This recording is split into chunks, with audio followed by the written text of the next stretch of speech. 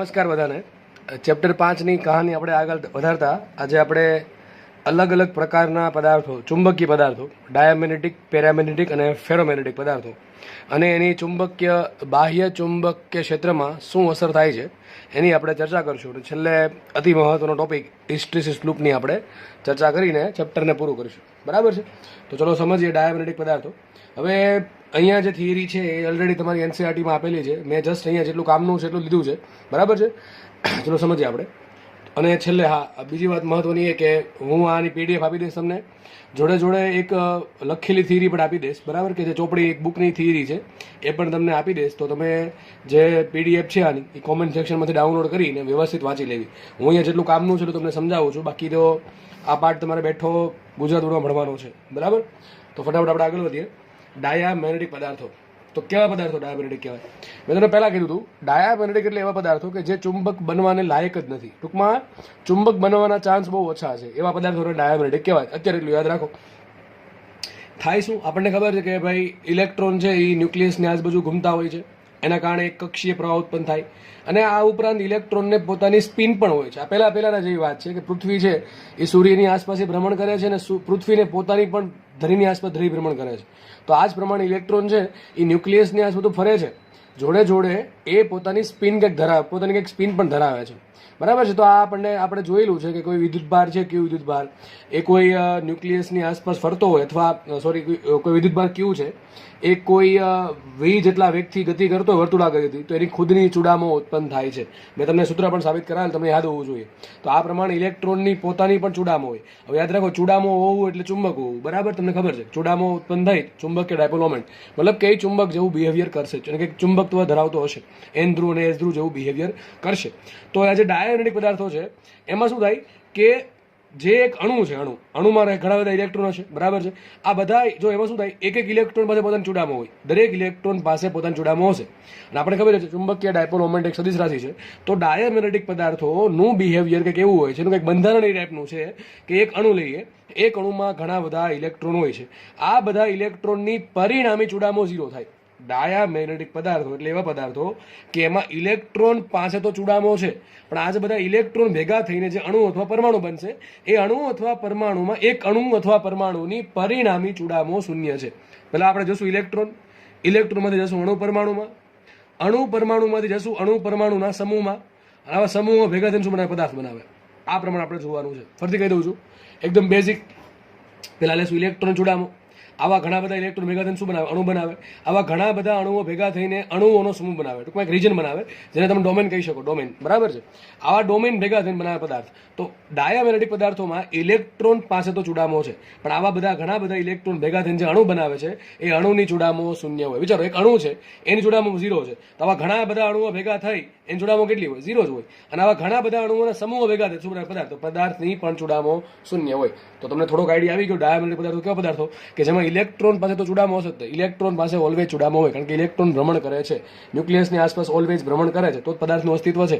બરાબર છે? તો હંમેશા ઇલેક્ટ્રોન પાસે ચૂડામો છે, પણ આવા આપણે ખબર ચૂડામો સદિશ રાશિ છે, એટલે આવા ઘણા બધા ઇલેક્ટ્રોનની જે પરિણામી ચૂડામો છે એ થશે 0. એટલે અણુ પાસે ચૂડામો 0 આવી.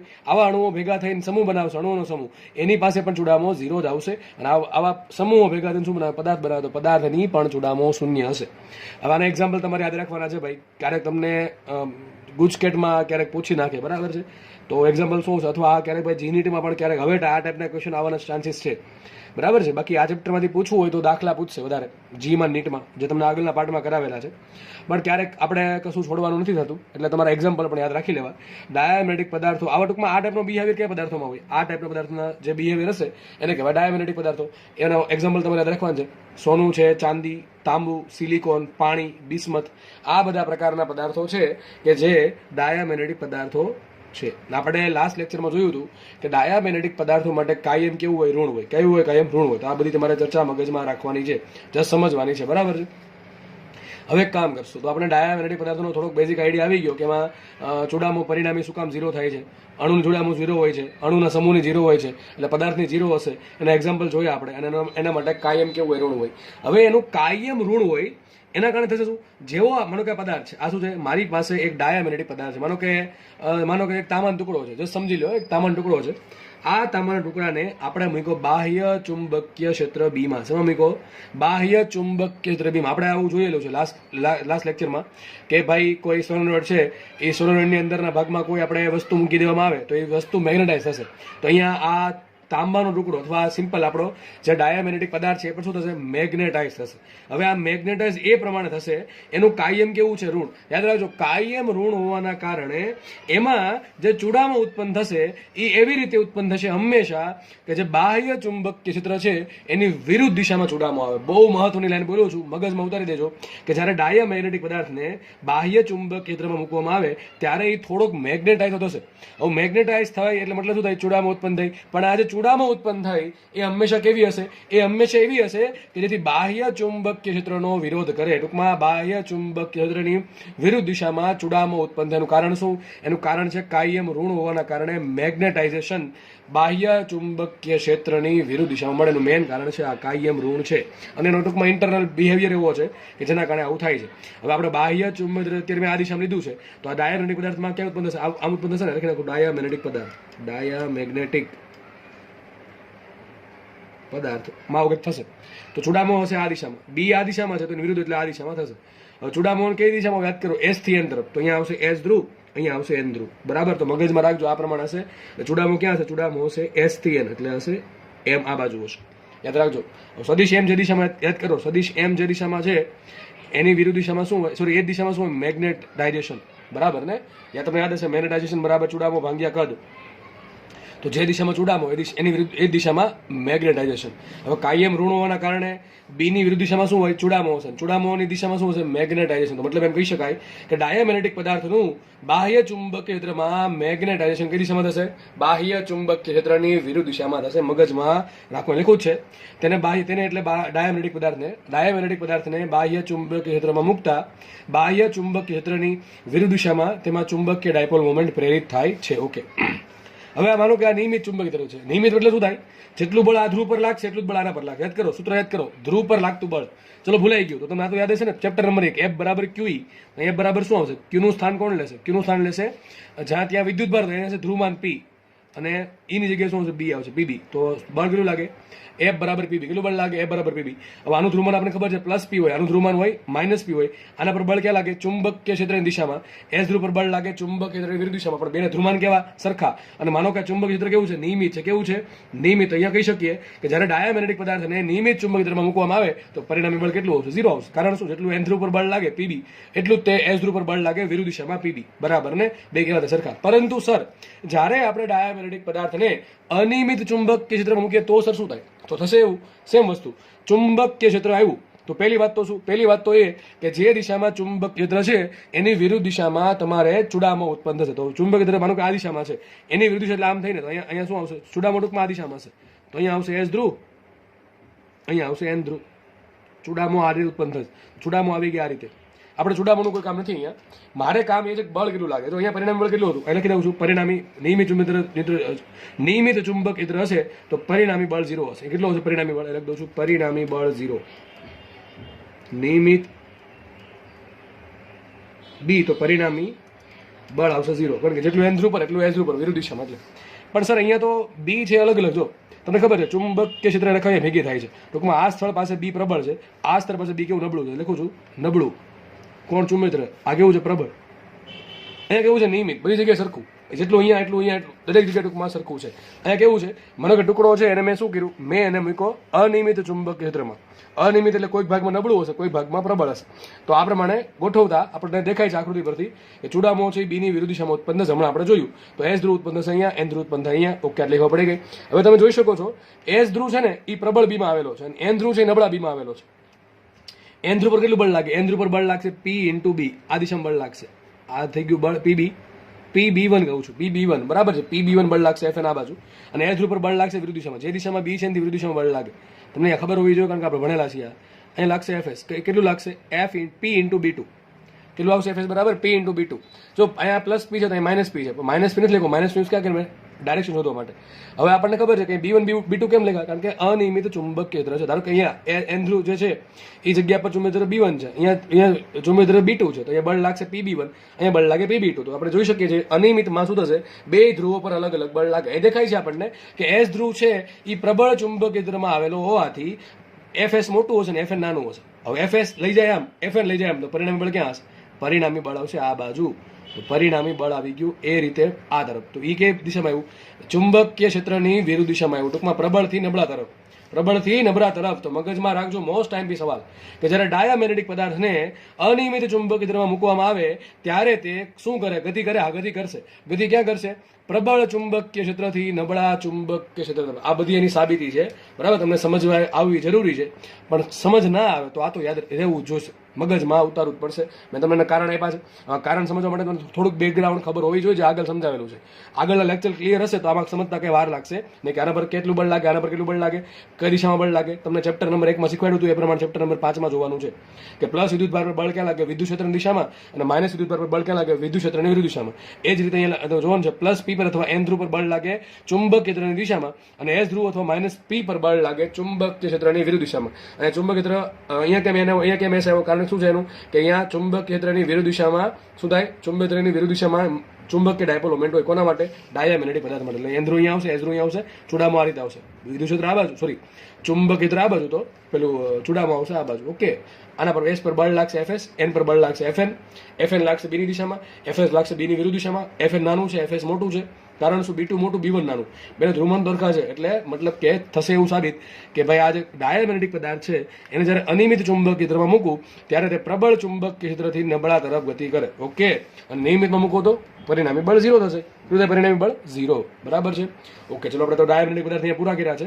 હવે આપણે સમજીએ પેરામેગ્નેટિક પદાર્થ. જો કે આ બધી વસ્તુ તમને NCERTમાં વ્યવસ્થિત સમજેલી હોવી જોઈએ, જરૂરી છે. એ જ વસ્તુ છે. અને તમને એક PDF આપી છે, એમાં આપણે બધું લખેલું જ છે. બરાબર? વાંચી લેવી શાંતિથી. ચલો હવે આપણે સમજશું પેરામેગ્નેટિક પદાર્થો. પેરા એટલે વચ્ચેના ભાગમાં આવે. સૌથી પહેલા કઈ આવે? ડાયામેગ્નેટિક. ચુંબક બનવા માટે એકદમ હકદાર જ નથી એવા પદાર્થો. બીજા એવા પેરામેગ્નેટિક જે મીડિયમ છે, ચુંબક બની શકે એવા છે. અને છેલ્લે આપણે ભણશું ફેરોમેગ્નેટિક, જે એકદમ પ્રબળ દાવેદાર છે ચુંબક બનવા માટે, કારણ કે એમાં ગોઠવણી એવી ટાઈપની હશે. બરાબર છે? ચલો સ્ટાર્ટ કરીએ. તો દરેક પદાર્થમાં ઇલેક્ટ્રોન તો હોય જ તે. તો અહીં આપણે લખી નાખીએ ઇલેક્ટ્રોન ભેગા થઈને બનાવશે અણુ ભેગા થઈને શું બનાવે? અણુઓનો સમૂહ બનાવે. શું બનાવે? અણુઓનો સમૂહ. ટૂંકમાં અણુઓ ભેગા, ઘણા બધા અણુઓ છે. નવા અણુઓનો સમૂહ ભેગા થઈને શું બનાવે? પદાર્થ બનાવે. શું બનાવે? પદાર્થ. આપણે તમને જો સમજવા માટે લખ્યું છે. તો સમજીએ આપણે. હવે પેરામેગ્નેટિક પદાર્થ છે, કોઈ પણ પદાર્થોમાં ઇલેક્ટ્રોનને ચૂડામાં હશે. બરાબર? ઇલેક્ટ્રોન ભ્રમણ કરેલા ચૂડામાં હશે. આવા બધા ઇલેક્ટ્રોન ભેગા થઈને શું બનાવે? અણુ બનાવે. હમણાં આપણે ભણ્યા ડાયામેગ્નેટિક પદાર્થ, એમાં શું થયું? ઇલેક્ટ્રોન પાસે ચૂડામાં હતી, પણ આવા ઇલેક્ટ્રોનનો સમૂહ ઇલેક્ટ્રોન ભેગા થઈને અણુ બનાવ્યો. એ અણુ પાસે ચૂડામો 0 હતી. જ્યારે આમાં એવું હશે નહીં. આમાં ઇલેક્ટ્રોનની ગોઠવણી એવી હશે, એટલે કે ચૂડામો એની કંઈક એ ટાઈપની હશે. ચૂડામો સદિશ રાશિ છે, સદિશ સરળ કરવો પડે. જે પેરામેગ્નેટિક પદાર્થો છે એમાં ઇલેક્ટ્રોન પાસે ચૂડામો તો ડેફિનેટલી દરેક પદાર્થ પાસે હોય. હવે આ ચૂડામોની ગોઠવણી એવી હશે કે જેથી અણુ ઇલેક્ટ્રોન ભેગા થઈને જે અણુ બનાવે છે આ અણુની પરિણામી ચૂડામો 0 નહીં હોય. યાદ રાખજો, પેરામેગ્નેટિક પદાર્થમાં એક અણુ પાસે ચૂડામો હોય છે. એ ઇનશોર્ટ સાબિત શું થયું કે પેરામેગ્નેટિક પદાર્થમાં એક અણુ પાસે ચૂડામો હોય. ડાયામેગ્નેટિકમાં શું હતું? ઇલેક્ટ્રોન પાસે હતી, પણ આવા ઇલેક્ટ્રોન ભેગા થઈને કે ગોઠવણી એ ટાઈપની થઈ કે એક અણુ જે બનશે ને એ અણુ પાસે ચૂડામો નહીં હોય. જ્યારે પેરામેગ્નેટિકમાં ઇલેક્ટ્રોન પાસે ચૂડામો છે. આ ઇલેક્ટ્રોનની ગોઠવણી, ઇલેક્ટ્રોનના સ્પિનની ગોઠવણી એ ટાઈપની છે કે આવા ઇલેક્ટ્રોનની ભેગા થવાથી જે અણુ બને છે એ અણુની ચૂડામો કંઈક છે, 0 નથી. પણ આવા ઘણા બધા અણુઓ ભેગા થઈને જે સમૂહ બનાવશે એ સમૂહની ચૂડામો 0 છે. સમજ પડે કે નેક્સ્ટ સ્ટેપ આગળ વધવાનું છે. ઇલેક્ટ્રોન પાસે ચૂડામો હશે, ડાયામેગ્નેટિકમાં એક અણુ પાસે 0 હશે, પેરામેગ્નેટિકમાં એક અણુ પાસે હશે. પરંતુ આવા અણુઓની ગોઠવણી કંઈક એ ટાઈપની હોય, એક અણુને આમ હોય, એક અણુની આમ હોય, એક અણુની આમ હશે, એક અણુની આમ હશે. ટૂંકમાં ઇન શોર્ટ કહેવા એમ માંગુ છું કે પરિણામી ચૂડામો સદિશ સરળો 0 થશે. તો આવા અણુઓના સમૂહ પાસે ચૂડામો કેટલી હોય? 0 હોય. એટલે પદાર્થ પાસે કેટલી હોય? 0 હોય. તો લખ્યું છે ઇલેક્ટ્રોન પાસે ચૂડામો હશે, ઇલેક્ટ્રોન પાસે ચૂડામો હશે, એક અણુની ચૂડામો હશે, એટલે શૂન્ય નથી. પણ આવા અણુઓના સામૂહિક ચૂડામો કેટલી હશે? શૂન્ય હશે. અને પદાર્થની ચૂડામો કેટલી હશે? 0 હશે. અને એક્ઝામ્પલ તમારે યાદ રાખવાનું છે. એલ્યુમિનિયમ, આવું એમાં જોવા મળે, ટૂંકમાં આમાં જોવા મળે છે. Aluminium, sodium, calcium, STPA oxygen. બરાબર છે? પછી આપણે આ લાસ્ટ લેક્ચરમાં ભણ્યા હતા કે એના માટે કાયમ કેવું હોય ધાનું હોય. ચલો હવે આપણે ચર્ચા કરીએ કે માનો કે બાહ્ય નિયમિત ચુંબકીય ક્ષેત્રમાં મૂકું છું. શેમાં મૂકું છું? મારી પાસે એક પેરામેગ્નેટિક પદાર્થનો ટુકડો હતો. સપોઝ કે આપણી પાસે એલ્યુમિનિયમની એક નાનકડી પટ્ટી છે, સમજી લો. આ એલ્યુમિનિયમની પટ્ટી શેમાં આવશે? પેરામેગ્નેટિક પદાર્થમાં. તો પેરામેગ્નેટિક પદાર્થનો એક ટુકડો છે, એને આપણે મૂક્યો છે બાહ્ય ચુંબકીય ક્ષેત્ર બીમાં. બરાબર છે. હવે આપણે અહીંયા જોયું કે એનું કાયમ કેવું હોય, ધન હોય. કાયમ ધન હોવાથી થશે એવું કે જે દિશામાં બી લાગુ પાડ્યું છે એ જ દિશામાં એની ચૂડામો પ્રેરિત થાય. તો ચૂડામો કઈ દિશામાં આવશે? બીની દિશામાં. તો મારે એસ ધ્રુવ એન ધ્રુવ એ ટાઈપના આપવા પડે કે જેથી એની ચૂડામો કઈ દિશામાં આવે? બીની દિશામાં. પહેલા કરતા એક્ઝેક્ટલી અપોઝિટ. ડાયામેગ્નેટિકમાં એક્ઝેક્ટલી અપોઝિટ હતું. કારણ શું એનું? કાયમ ઋણ હતું એટલે એ પ્રમાણે હતું. એ કાયમ ધન છે તો બધું બીની દિશામાં આવશે. તો એસ ધ્રુવ આવશે અહીંયા, એસ ધ્રુવ ડેફિનેટલી અહીંયા આવશે, એન ધ્રુવ આવશે અહીંયા. કેમ આવું કર્યું? આવું એટલા માટે કર્યું કે ચૂડામો હંમેશા ક્યાં હોય? એસ થી એન. તો ચૂડામો હશે બીની દિશામાં રાખવા માટે મારે ચૂડામો અહીંયા આવશે. સદિશ એમ આ બાજુ આવશે, સદિશ બી પણ એ દિશામાં છે. તો જે દિશામાં સદિશ બી છે એ દિશામાં સદિશ એમ ચૂડામો હોવી જોઈએ.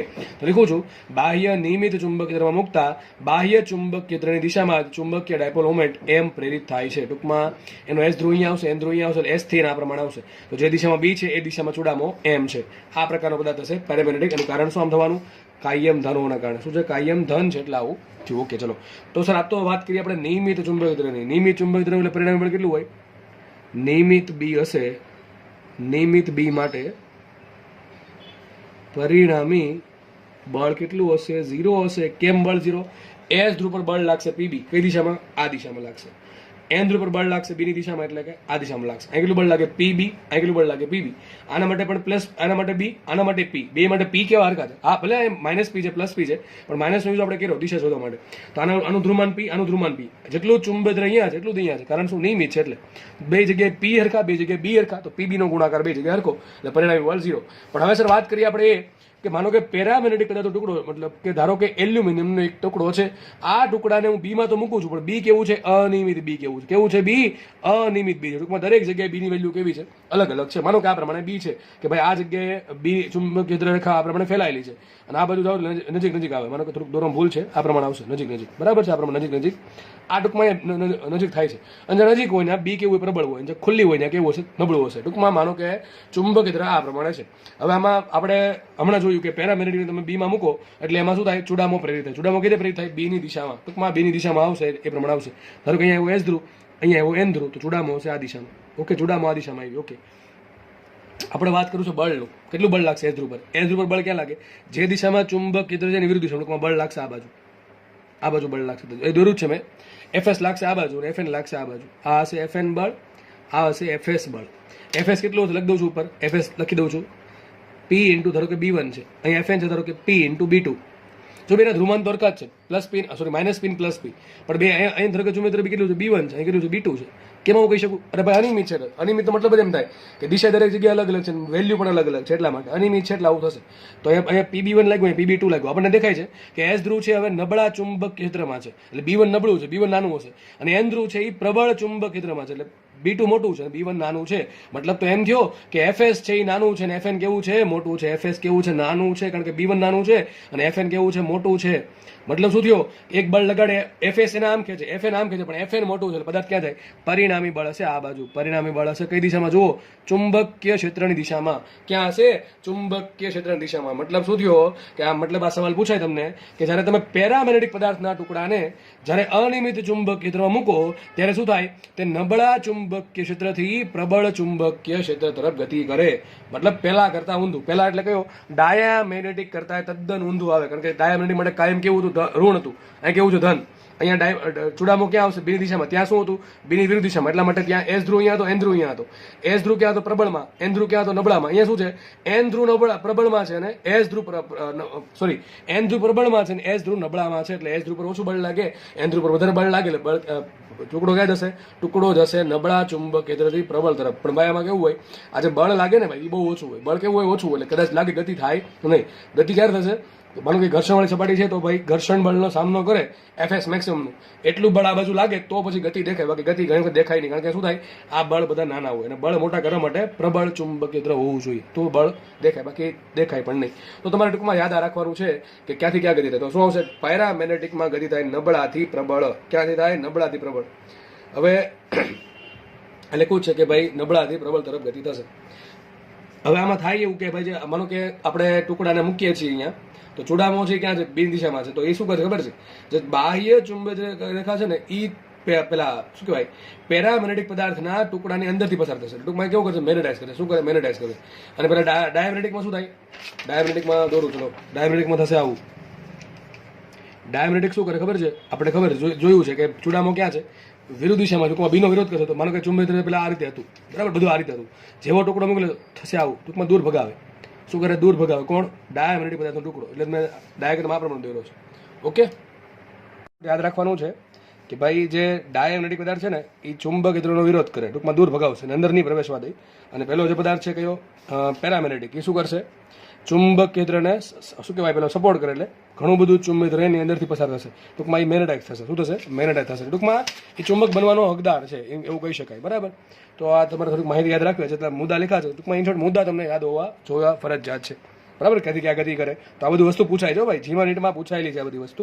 જોડકામાં પૂછાય, ઘણી વખત સ્ટેટમેન્ટમાં પૂછાય, વિધાનોમાં. તો તમારા મગજમાં રાખવાનું છે. અને આ જે કહાની સમજાવી છે ઉતરવી જોઈએ મગજમાં. બરાબર. આપણે આગળ વધીએ. ચલો નેક્સ્ટ ટોપિકની વાત કરીએ આપણે. તો ઘણો આઈએમપી ટોપિક છે. આ ટોપિકમાં આજના લેક્ચરમાં બે વસ્તુ વધારે આઈએમપી છે. એક તો આ ક્યુરીનો નિયમ અને છેલ્લે જે ભણાવીશ હિસ્ટ્રીસિસ લૂપે. બરાબર. બંને વસ્તુ આઈએમપી છે. મગજમાં અહીંયા ધ્યાન આપશો તો અહીંયા સોલ્વ થઈ જશે. વધારે કાંઈ વાંચવાની જરૂર પડશે નહીં. ચલો, ક્યુરી નિયમ. તો ક્યુરી આપણને ખબર છે, પીરી ક્યુરી, જેણે રેડિયમની શોધ કરી હતી એ મેડમ છે પીરી ક્યુરી. ટૂંકમાં એને પોતાનો નિયમ આપ્યો હતો ચુંબકત્વમાં. એવું કીધું એણે કે પેરામેગ્નેટિક પદાર્થ છે એમાં જે મેગ્નેટાઇઝેશન ઉત્પન્ન થાય છે એમ, એ બે વસ્તુ પર ડિપેન્ડ કરે. એક્સપેરિમેન્ટલી એણે એવું કીધું, એક્સપેરિમેન્ટ કરીને એણે એવું કીધું કે જે પેરામેગ્નેટિક પદાર્થ છે, આપણે જોયું હતું કે આપણે એને મેગ્નેટાઇઝ કર્યો હતો. લાસ્ટ થિયરી આપણે જોઈ હતી. મેગ્નેટાઇઝેશન શું છે તમને ખબર હોવી જોઈએ. તો જે પેરામેગ્નેટિક પદાર્થમાં જે મેગ્નેટાઇઝેશન એમ છે એ કોના પર ડિપેન્ડ કરે? બે વસ્તુ પર ડિપેન્ડ કરે. બે વસ્તુ પર ડિપેન્ડ કરે. એક ડિપેન્ડ કરે, ટૂંકમાં એમ છે, બે વસ્તુ પર ડિપેન્ડ કરશે. એક ડિપેન્ડ કરશે ચુંબક ક્ષેત્ર બી પર અને એક ડિપેન્ડ કરે તાપમાન પર. તાપમાન સમજ લેવાનું કેલ્વિનમાં, મગજમાં રાખજો. ઘણા લોકો એ ભૂલ કરે છે. બરાબર છે. તો મેગ્નેટાઇઝેશન ડિપેન્ડ કરે ટુ થિંગ્સ પર. એક છે ચુંબકીય ક્ષેત્ર અને એક છે તાપમાન પર. એવું નથી કે ભાઈ સમપ્રમાણમાં છે. હું ખાલી એમ કહું છું ડિપેન્ડ કરે છે, આધારિત છે. તાપમાન બદલવાથી એમ બદલે છે, બી બદલવાથી એમ બદલે છે. બરાબર છે. તો એણે એવું કીધું ક્યુરીએ કે પેરામેગ્નેટિક પદાર્થમાં જે મેગ્નેટાઇઝેશન એમ ઉત્પન્ન થાય છે એ કેટલું હોય? તો જે આપણે બાહ્ય ચુંબકીય ક્ષેત્ર જે બી લાગુ પાડ્યું છે એના સમપ્રમાણમાં હોય. અને જે પદાર્થ છે કે જેનું મેગ્નેટાઇઝેશન કરવાનું છે એ પદાર્થનું જે તાપમાન છે, નિરપેક્ષ તાપમાન. નિરપેક્ષ તાપમાન મતલબ કે કેલ્વિનમાં લેવાનું ફરજિયાત. સેન્ટીગ્રેડમાં મૂકશો તો માર્ક્સ જવાના ચાન્સીસ છે. બરાબર, 100% જશે. તો અહીંયા નિરપેક્ષ તાપમાન ટીના વ્યસ્ત પ્રમાણમાં હોય.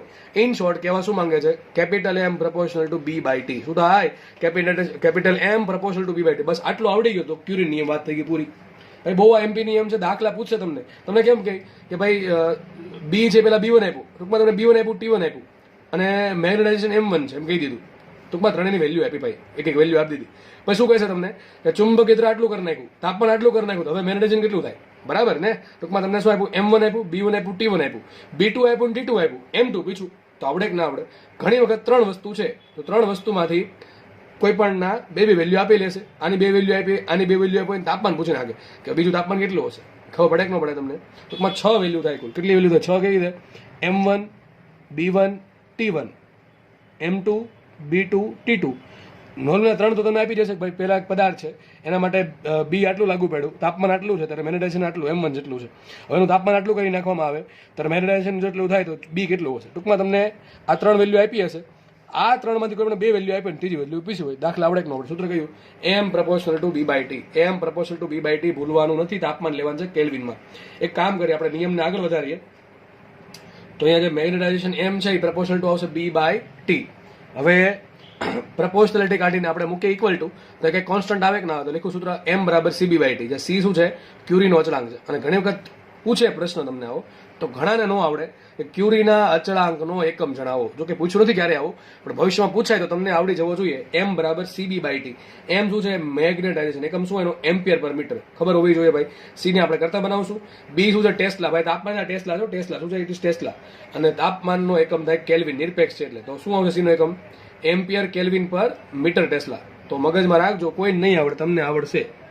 એટલે જેને નહીં કર્યું હોય, આવું ગોખવું હશે એને તકલીફ પડે. તો ક્યુરીનો અચળાંકનો એકમ શું આવે?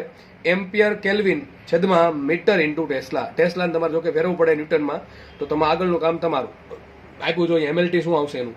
ક્યુરીના અચળાંકનું MLT તમારે જાતે લખવાનું છે. જો એમ્પિયર તો મૂળભૂત રાશિ, કેલ્વિન પણ મૂળભૂત રાશિ, ટૂંકમાં એકમ થઈ ગયો, મૂળભૂત એકમ થઈ ગયો, મીટર પણ મૂળભૂત એકમ થઈ ગયો. ટેસ્લા કાઢવું પડે. ટેસ્લા માટે તમને શું કીધું તું યાદ રાખજો.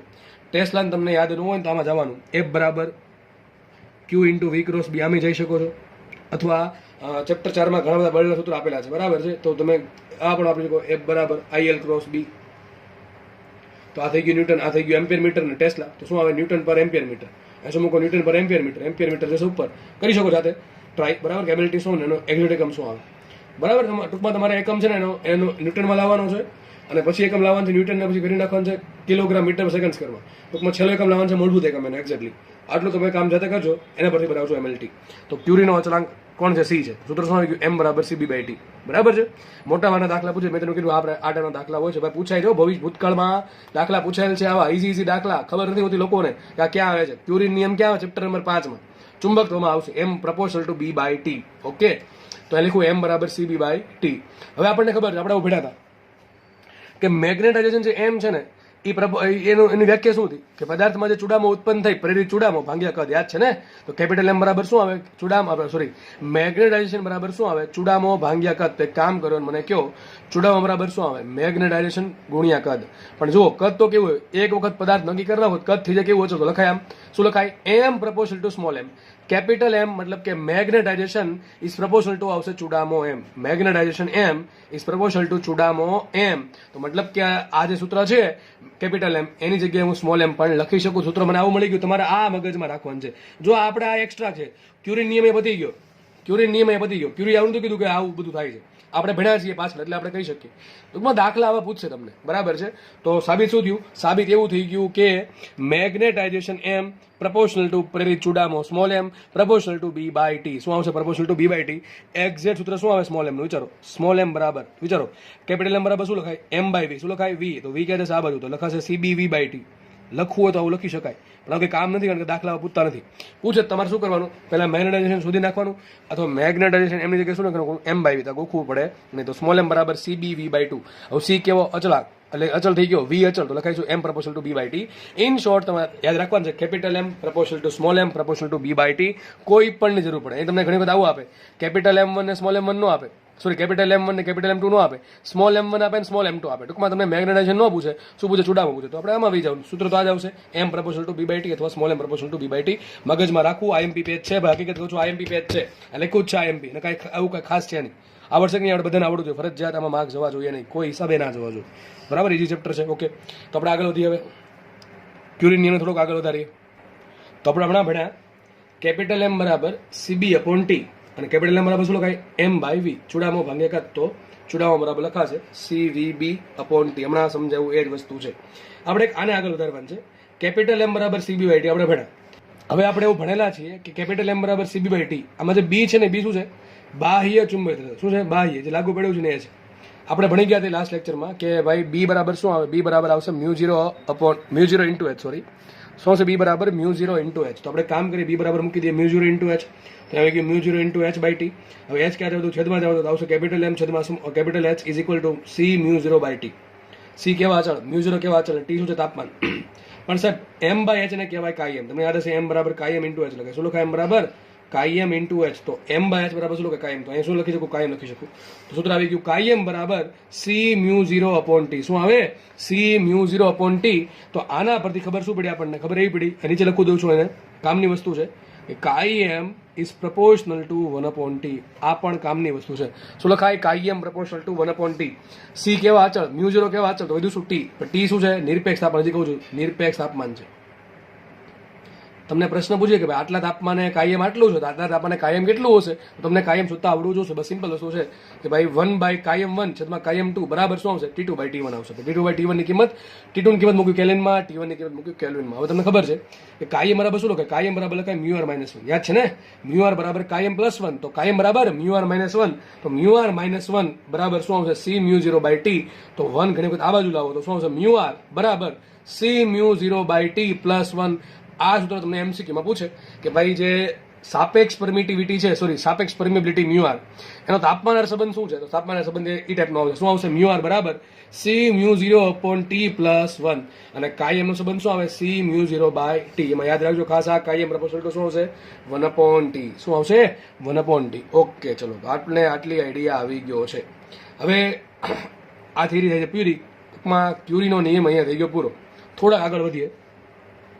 એક બીજી થિયરી છે આમાંનામાં, સંતૃપ્ત મેગ્નેટાઇઝેશન. માનો કે મારી પાસે એક લોખંડની ખીલી છે. આ લોખંડની ખીલીને મારે બનાવી છે ચુંબક. તો હું શું કરીશ? એને મૂકી દઈશ એક સોલેનોઇડમાં. હવે શું કરીશ, સોલેનોઇડમાં ઉત્પન્ન કરી સોલેનોઇડમાં પસાર કરી પ્રવાહ પસાર થવાથી સોલેનોઇડમાં ઉત્પન્ન થશે ચુંબકીય ક્ષેત્ર બી. શું ઉત્પન્ન થશે? ચુંબકીય ક્ષેત્ર બી ઉત્પન્ન થાય. હવે ચુંબકીય ક્ષેત્ર બી ઉત્પન્ન થવાના કારણે આપણને ખબર છે કે પેલી જે ખીલ્લી છે એ મેગ્નેટાઇઝ થશે. હવે વિચારો, જેટલી વધારે મેગ્નેટાઇઝ થાય એટલી વધારે ચુડામો પ્રેરિત થાય, ટૂંકમાં વધારે પ્રબળ ચુંબક બનશે. જેટલું કેપિટલ એમ મોટું એટલું સ્મોલ એમ મોટું, યાદ છે ને, capital M proportional to small M. જેટલું કેપિટલ એમ મોટું એટલું સ્મોલ એમ મોટું, ટૂંકમાં ચુડામો વધારે પ્રેરિત થાય. મતલબ કે વધારે ધ્રુવો પ્રબળ હશે એના, તો ખીલ્લીના ધ્રુવો વધારે પ્રબળ હશે. હવે એવું તો માનો કે મતલબ એમ થયું કે જેટલું કેપિટલ એમ મોટું એટલું ચુંબક વધારે સારું બનશે. તો આપણે કામ કરીએ, સર મારે કેપિટલ એમ બહુ મોટું જોતું છે, તો હું શું કરીશ? સીધો અચળ છે, જેટલું બી મોટું એટલું કેપિટલ એમ મોટું, જેટલું ટી નાનું એટલું પણ કેપિટલ એમ મોટું. તો એક કામ કરીએ, આ લખવું છે, જો બી વધારવામાં આવે, કોઈ પદાર્થ છે ખીલ્લી છે એમાં જે આપણે બી ઉત્પન્ન કર્યું એ બી વધારવામાં આવે, અને કોઈ પણ રીતે માનો કે ખીલ્લીનું તાપમાન ઘટાડવામાં આવે તો ખીલ્લી જે છે એનું મેગ્નેટાઇઝેશન કેપિટલ એમ વધશે. આવું કર્યા છે, એક કામ કરીએ આપણે, હજી બી વધારતા જઈએ, તાપમાન ઘટાડતા જઈએ, હજી બી વધારતા જઈએ, તાપમાન ઘટાડતા જઈએ, તો ધીમે ધીમે કેપિટલ એમ વધતું જશે. પણ શું ચાલુ રહેશે? ટૂંકમાં કેપિટલ એમ ઇન્ફિનિટી થઈ શકે? વિચારો, કેપિટલ એમ ઇન્ફિનિટી ના થઈ શકે. ટૂંકમાં એક લિમિટ એવી આવી જશે કે ખીલ્લી છે એ ખીલ્લીમાં આપણને મેક્સિમમ મેગ્નેટાઇઝેશન મળી ગયું. ટૂંકમાં ખીલ્લીની મહત્તમ ચુડામો મળી જશે. આ ચુડામો મહત્તમ મળ્યા પછી આપણે ગમે એટલું બી વધારશું કે ગમે એટલું તાપમાન ઘટાડશું, ખીલ્લીમાં જેટલું કેપિટલ એમ છે મેક્સિમમ એનાથી વધારે આવશે નહીં. અને આ જે કન્ડિશન મળી કે ખીલ્લીનું મેગ્નેટાઇઝેશન મેક્સિમમ થઈ ગયું, એ કન્ડિશનને કહેવાય સેચ્યુરેશન મેગ્નેટાઇઝેશન. બરાબર? તો ગુજરાતીમાં થાય સંતૃપ્ત મેગ્નેટાઇઝેશન. તો આ વસ્તુ મગજમાં રાખવાની છે કે ભાઈ મારે સંતૃપ્ત મેગ્નેટાઇઝેશન મેળવવા માટે શું કરવું પડે? બી વધારવું પડે અને તાપમાન ઘટાડવું પડે. પણ એમ કરતા એમ વધતું જશે, એમ વધુ થશે એમ મેક્સિમમ, અથવા એને કહેવાય એમ સેચ્યુરેશન. એસેટી મતલબ સેચ્યુરેશન. બરાબર છે? તો લખ્યું છે અહીંયા કે જ્યારે એમ કેટલું થઈ જાય, એમ મેક્સિમમ જેટલું થઈ જશે ત્યારે કેપિટલ એમ મહત્તમ હશે, મ્યુઆર મહત્તમ હશે અને કાયમ પણ મહત્તમ હશે. કારણ કે આપણને ખબર છે એમ બરાબર કાયમ ઇન્ટુ એચ. આપણે એચ વધારે, પ્રવાહ વધારે, એચ વધશે. બરાબર? એટલે કેપિટલ એમ વધે. ટૂંકમાં સીધી વાત છે કે એમ વધુ એટલે કાયમ વધવાનું છે. અને એમ ખબર પડે કે તાપમાન ઘટ્યું એટલે કાયમ વધશે. તો જ્યારે સંતૃપ્ત મેગ્નેટાઇઝેશન મળે ત્યારે મેગ્નેટાઇઝેશન મહત્તમ હશે, સાપેક્ષ પરમિએબિલિટી મહત્તમ હોય, કાયમ મહત્તમ હોય, અને બીજું શું મહત્તમ હશે? ચુડામો પણ મહત્તમ હશે. અને પેરામેગ્નેટિક પદાર્થ સંતૃપ્ત મેગ્નેટાઇઝેશન પ્રાપ્ત કરે ત્યારબાદ ક્યુરીનો નિયમ જળવાતો નથી. ટૂંકમાં સંતૃપ્ત મેગ્નેટાઇઝેશન સુધી ક્યુરીન નિયમ જળવાય છે, એની પછી જળવાતો નથી. યાદ રાખજો, સંતૃપ્ત મેગ્નેટાઇઝેશન થાય કોઈ પણ પેરામેગ્નેટિક પદાર્થ છે એનું તમે સંતૃપ્ત મેગ્નેટાઇઝેશન કરો ત્યાં સુધી ક્યુરીન નિયમ જળવાય, એના પછી ક્યુરીન નિયમ જળવાય નહીં. ટૂંકમાં તમે આવું ના કહી શકો કે એમ બરાબર સીબી બાય ટી, પછી સંબંધ અલગ આવે. એ તમારે અહીંયા ભણવાના નથી. કયા સંબંધ અલગ આવે કે ભાઈ તાપમાન અમુક લિમિટ કરતાં વધી જાય અથવા આ સેચ્યુરેશન થઈ જાય, એની પછી આ બધાનો સંબંધ શું છે એ આપણે કોઈ સિલેબસમાં છે નહીં. આપણે શું છે, ક્યુરીના નિયમ સુધી સિલેબસમાં છે. તો વસ્તુ મગજમાં રાખવી. બરાબર છે? ખાસ યાદ રાખવું ભાઈ, બે વસ્તુ આમાંથી, કંઈક કાયમ પ્રપોર્શનલ ટુ 1/T અને એમ પ્રપોર્શનલ ટુ B/T. આમાંથી દાખલા પૂછાય છે વધારે. બરાબર છે? મગજમાં રાખવું. ક્યુરીન નિયમ સૂત્ર બધા યાદ રાખજો, પુખ્તાની સમજજો. ઓકે, આગળ વધીએ આપણે. દાખલો ગણીએ આપણે. શું કહે છે દાખલો? જુઓ, એક પેરામેગ્નેટિક પદાર્થમાં 2 × 10⁻24 પરમાણુ ડાયપોલ્સ છે. ટૂંકમાં એક પદાર્થ છે એમાં આટલી પરમાણુ ડાયપોલ છે. સમજ પડે છે? પરમાણુ ડાયપોલ છે આટલી. આ દરેકની ડાયપોલ મોમેન્ટ આટલી છે.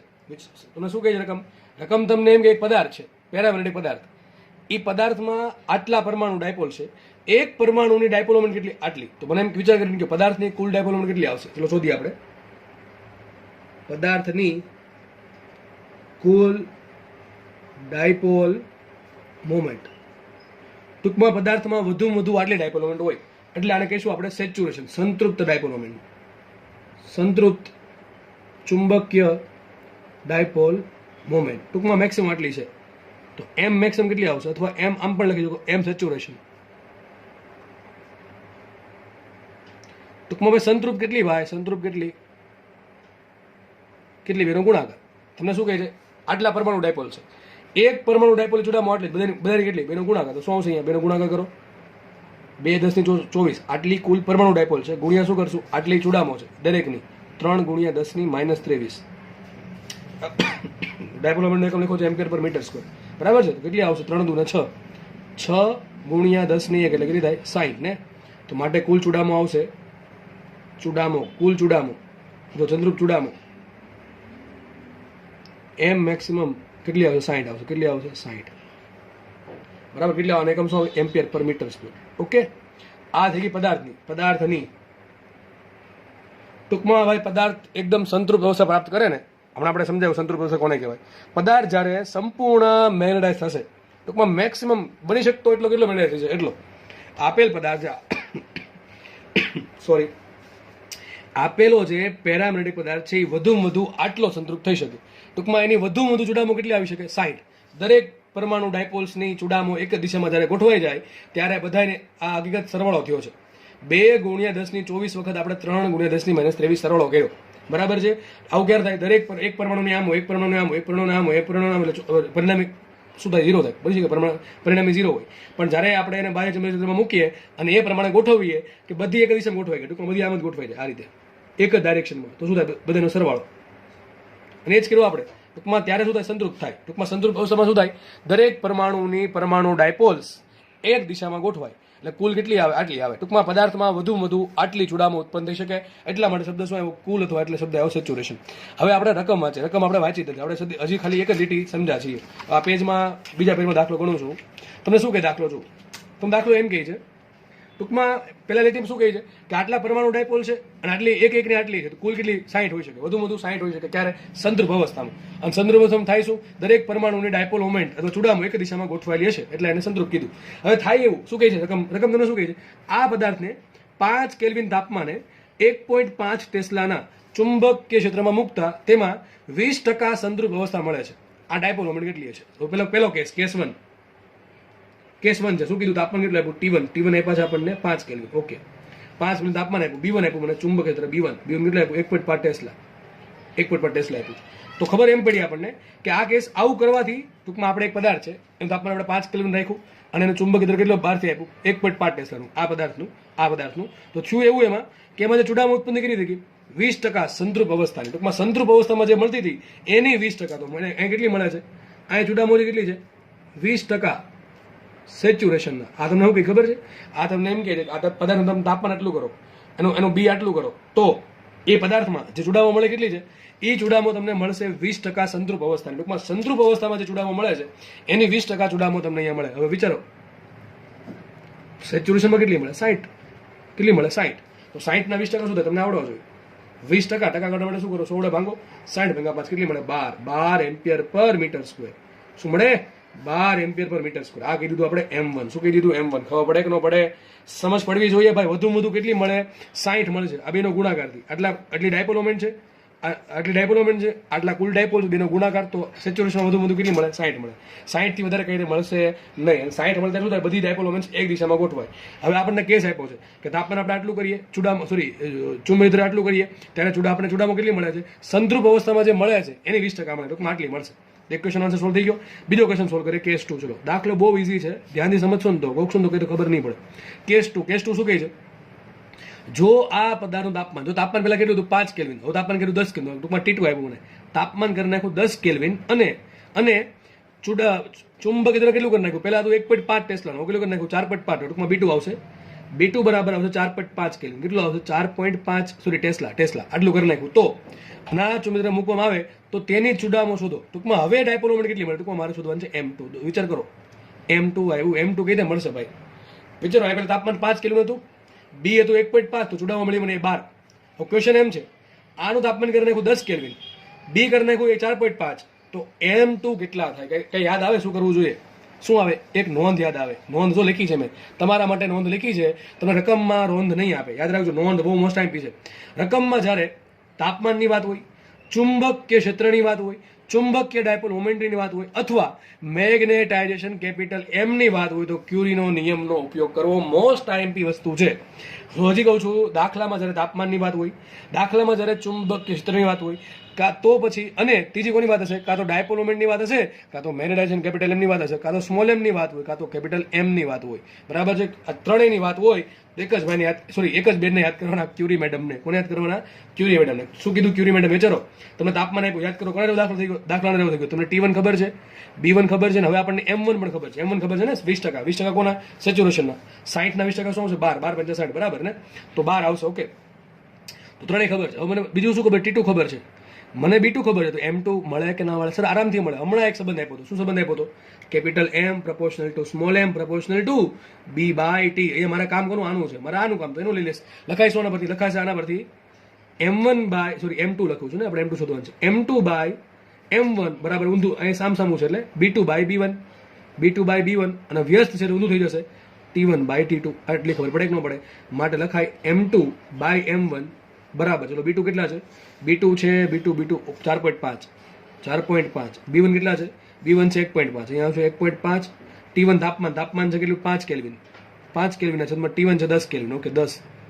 તો વિચારો અહીં 5 ભાગ્યા 10 2 આવશે બરાબર, ઉપર આવશે 4.5, નીચે આવશે 15 તરી 45 બરાબર, ઉપર 3 આવી ગયા, 3 ભાગ્યા 2 શું આવશે? 1.5 બરાબર ને, શું આવશે? 1.5. તો માટે M2 બરાબર કેટલા આવશે? M2 બરાબર આવશે 1.5 ઇન્ટુ M1. M1 કેટલા છે? 12. તો શું આવશે અહીંયા? 1.5 ગુણ્યા 12, 12 ગુણ્યા 2 18 થાય ને, 18 એમ્પિયર પર મીટર. આ તો આવી ગયો તમારો જવાબ. તો આટલી ચૂડામો થાય. વિચારો, આવડે કે આવડે? એકદમ ઈઝી વસ્તુ છે. તો ક્વેશ્ચન શું છે? જ્યારે તાપમાન કરી નાખું 10 કેલ્વિન અને ચુંબકીય કરી નાખું 4.5 ટેસ્લા, ત્યારે ચૂડામો કેટલી હશે? આટલી હશે, 18 એમ્પિયર પર મીટર સ્ક્વેર. બીજો ક્વેશ્ચન પૂછો છે આમાં, તો કેટલા ટકા સંતૃપ અવસ્થાના છે? ટૂંકમાં આ તમારે ટકામાં શોધવાની છે કે ભાઈ આ છે એ કેટલા ટકા સંતૃપ અવસ્થાનું. બહુ આરામથી આવડે. 60 જેટલી હોય ચૂડામો, 60 એમ્પિયર પર મીટર સ્ક્વેર. તો સંતૃપ અવસ્થા કેટલી? 100% હોય કે ન હોય? 100% હોય કે ન હોય? તો મારી પાસે કેટલી છે? 18 જ છે. 18 એમ્પિયર પર મીટર સ્ક્વેર કેટલા ટકા આવશે? અથવા અહીંથી ખબર પડે કે જ્યારે 12 હોય 12 ચૂડામો, ત્યારે 20% થાય, તો 18 કેટલા ટકા થાય એમ પણ મળી જાય. તો તમે આટલું જાતે કરી શકો છો. M2 બરાબર શું આવશે? 100 ગુણ્યા 18 ભાગ્યા આવશે 60 બરાબર, 6 તેરી 3 અહીંયા આવે કે મીંડું, એટલે 30% આવે. ટૂંકમાં ચૂડામો હવે થઈ ગઈ 30%. પહેલા ફરીથી દાખલો આખો કહી દઉં છું, બહુ દાખલો ઈઝી છે. તમે શું કહે છે? આટલા પરમાણુ ડાયપોલ છે, આટલી પરમાણુ ડાયપોલ છે અને દરેકની આટલી ડાયપોલ મોમેન્ટ છે. ટૂંકમાં બેનો ગુણાકાર કરો તમને શું મળે? 60 મળશે. ટૂંકમાં વધુમાં વધુ પદાર્થમાં 60 જેટલી ચૂડામો મળી શકે, એને કહેવાય સંતૃપ્ત ચૂડામો. હવે આપણે શું કર્યું? પદાર્થ છે એનું તાપમાન કરી નાખ્યું 5 કેલ્વિન, ચૂડામો બહારથી આપ્યું આપણે, ચુંબકીય દ્રવ્ય આપ્યું આપણને 1.5 ટેસ્લાનું. તો આપણને શું મળ્યું? ચૂડામો કેટલી મળે છે? 20%. કોના 20%? સંતૃપ્ત અવસ્થાને. સંતૃપ્ત અવસ્થામાં કેટલી હોય? 60. 60ના 20% થાય 12. તો આપણે ચૂડામો 12 મળે છે. હવે શું કરે? તાપમાન 5 કેલ્વિનમાંથી કરી નાખે 10 કેલ્વિન અને ચુંબકીય દ્રવ્ય 1.5 ટેસ્લામાંથી કરી નાખે 4.5, એટલે ટૂંકમાં તાપમાન છે બમણું થયું અને ચુંબકીય દ્રવ્ય નાખ્યું 3 ગણું, તો ચૂડામો થાય 3 ગણી અને ભાગ્યા 2 એટલે 1.5 ગણી થાય બરાબર, સીધી ખબર પડી જાય. ઓકે, તો આટલી કેટલી ટૂંકમાં કેટલી મળશે? આપણને મળશે 18ની. આપણે શોનો યુઝ કર્યો? આ યુઝ કર્યું ક્યુરીનો નિયમ. શું યુઝ કર્યો? ક્યુરીનો નિયમ યુઝ કર્યો છે. એટલે આપણને કેટલી મળે? 18 મળે. 18 કેટલી છે? 60ના 30% થાય બરાબર. તો આન્સર શું આવશે? તમને બધા દાખલા નહીં પૂછે, તમને છે ને આ દાખલો પૂછશે, આ પૂછે અથવા તો આ પૂછે, આનો પૂછે બરાબર કે નહીં? સિમ્પલ વસ્તુ છે, સીધી ખબર પડી જાય. ઓકે, તો દાખલો ઈઝી છે. દાખલા આવડવા જરૂરી છે, ફરજિયાત છે. ઓકે.